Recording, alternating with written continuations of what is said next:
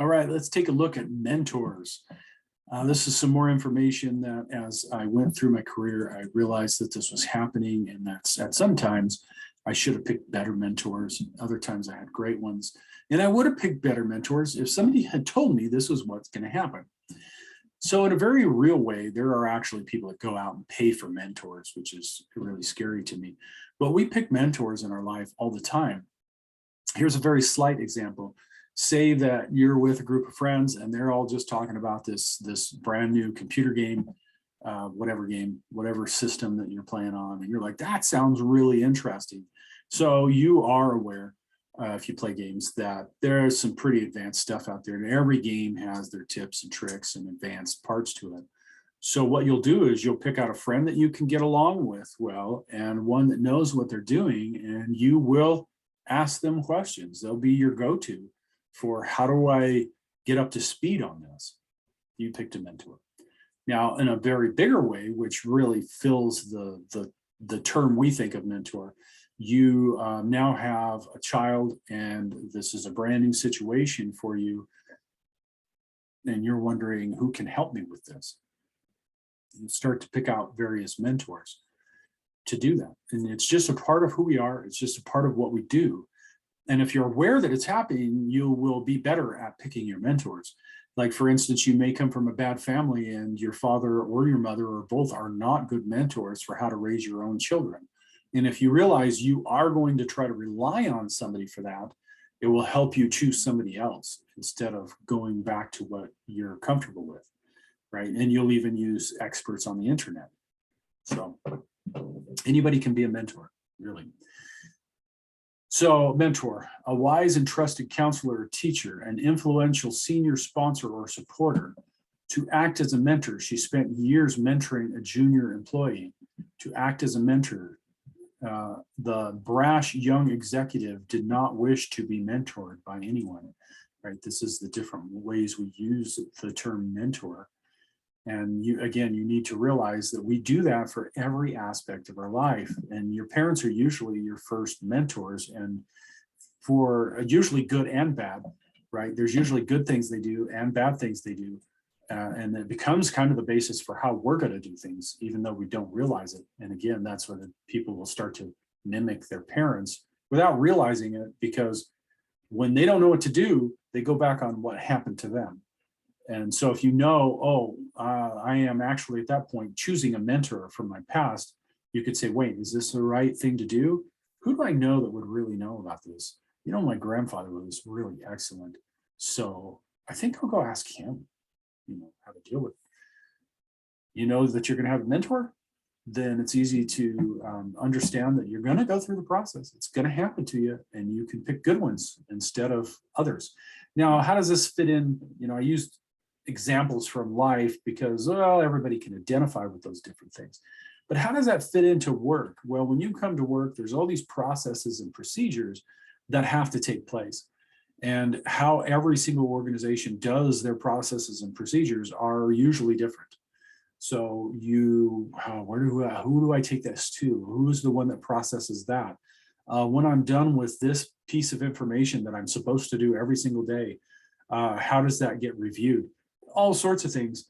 And those things don't necessarily have to do with the direct skills and tasks that you were hired for. And so it can be very complicated. And what you'll do is pick somebody. He seems nice. He said hi. Maybe he's terrible and awful and doesn't know anything about what you want, and it steers you totally the wrong direction, tells you that management's awful and it should never be done this way. And you're like, oh crap, should this guy be my mentor? I don't think so now, right? Except you didn't really think about it. You didn't think about, oh, I'm picking a mentor. You just thought, I don't know what to do, so I'll ask somebody for help, right?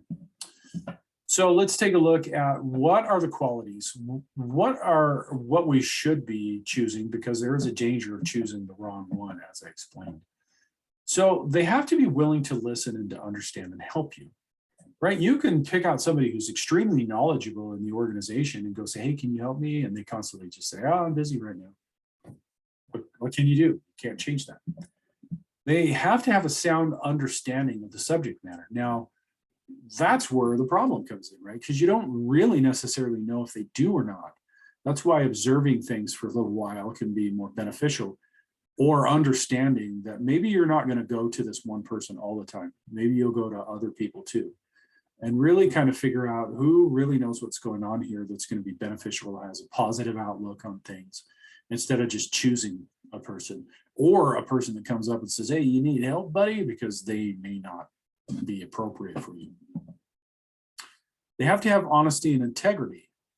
No ulterior motives. I'm going to help you because then I look good to the boss. Right? And honesty and integrity. They have to have objectivity. They have to be willing to tell you the truth. Now, when you get into getting into things further, like how do I work in this organization? How do I deal with this other person that seems difficult to deal with? Who can I go that can help me work with this difficult person? Right? They have to be willing to tell you, right? They may say, well, you know, when you're working with John, do these things. And then you come back a little later, it's not working. And they'd say, well, you know, you actually do this. That's very difficult for people. Right? Are they actually willing to tell you the bad news? Hopefully they are. They also have to have compassion, though, to understand that you're still learning. I don't know how much I've seen this in IT. IT people love to do this. I tell you, I've taught people, they know jack squat when they come in, right? And then later on, they're telling me, yeah, I hired this guy and he didn't know nothing, blah, blah, blah. And he's explaining, and I'm like, that was like, you were worse than that. You were worse than that when you were in school, and you were pretty bad your first 2 years of your job. They tend to forget where they came from and what they had to struggle and do. So people that have compassion usually will be those people that are like, oh, I remember how hard this was. Most people are very kind and understanding. I think we have a very jaded view on society, but most are very willing to help. They have to be an effective communicator. In other words, they have to be able to describe. Wouldn't that be, I have run into that situation where you go and ask somebody and you're like, I really need help. So do I have this right? We're going to do this and then this and then this and then this. Oh, well, yeah, but yeah, we're going to do that. But you didn't say that. Okay, well, let me back up to the beginning. Oh, man. Right. If they're not an effective communicator, you're going to have a very hard time understanding, what do they mean? What are they trying to tell me? And then, of course, they need to be interested in your long-term success. They can describe the effects of your choices that they'll have on your career. Now, this one is not always right. There's some of these that aren't always implemented, depending on what you're asking. But when you're really talking about career, and I had a very good mentor for career, he was very interested in, I just want you to be successful, whether it's here in this job or someplace else. And they can describe the way this is looking now, this is the problem that you're having. He was an excellent mentor because he really could describe the effects of my choices on what was coming in the future. Sometimes I didn't trust him and I didn't do what he said, and I regretted those things. But as you go along the way, you also will be asked to be mentors. People will turn to you.